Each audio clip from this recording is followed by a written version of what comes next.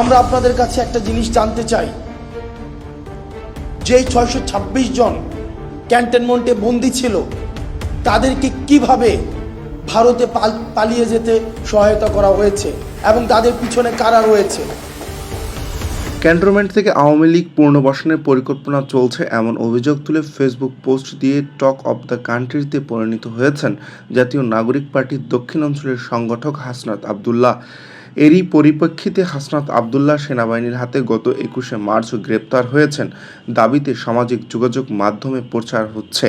তবে দাবিটি ভুয়া বলে জানিয়েছে তথ্য যাচাইকারী প্রতিষ্ঠান রিউমর স্ক্যানার টিমের অনুসন্ধানে জানা গেছে, হাসনাত আবদুল্লাহ সেনাবাহিনীর হাতে গত 21শে মার্চ গ্রেপ্তার হয়েছেন শীর্ষক দাবিটি সঠিক নয়, বরং কোনো তথ্য ও প্রমাণ ছাড়াই ব্লক স্পোর্টের বিনামূল্যে ডোমেনের সাইটে ব্যবহার করে প্রকাশিত ভুয়া সংবাদ সত্য দাবি করে প্রচার করা হচ্ছে। এ বিষয়ে অনুসন্ধানে দেখা গেছে, ফেসবুক ওই দাবির কতিপয় পোস্টে একটি ব্লগ পোস্টের লিঙ্ক সূত্র দিয়ে দাবি জানানো হয়েছে। রিউমর স্ক্যানের বিশ্লেষণে আমার দেশ 247 নামে ব্লক স্পোর্টের বিনামূল্যের ডোমেন এই সাইটটি একটি ভুয়ো সাইট বলে প্রতীয়মান হয়। সাইটে হাসনাত আবদুল্লাহর গ্রেপ্তারের বিষয়টি কথিত দাবির একটি সংবাদ পরিবেশন করা হয় 21শে মার্চ। সাইটটি ব্যবহার করা জাতীয় দৈনিক আমার দেশ এর লোগো। কথিত এই সংবাদ দাবি করা দেশের বর্তমান রাজনৈতিক পরিস্থিতির মধ্যে সেনাবাহিনীর বিশেষ অভিযানে গ্রেপ্তার হলেন হাসনাত আবদুল্লাহ। জানা গেছে, আজ রাতে একটি গোপন স্থানে অভিযান চালিয়ে তাকে আটক করা হয়।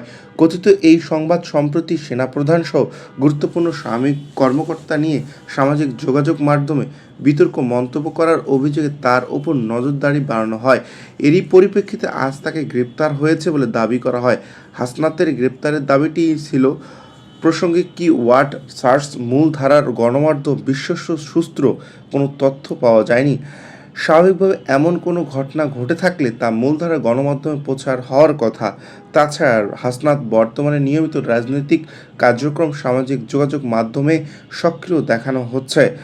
উল্লেখ্য, চলতি মাসের শুরুর দিকে হাসনাত গ্রেপ্তারের দাবি করা এই সংবাদটি ভুয়া সম্প্রচার।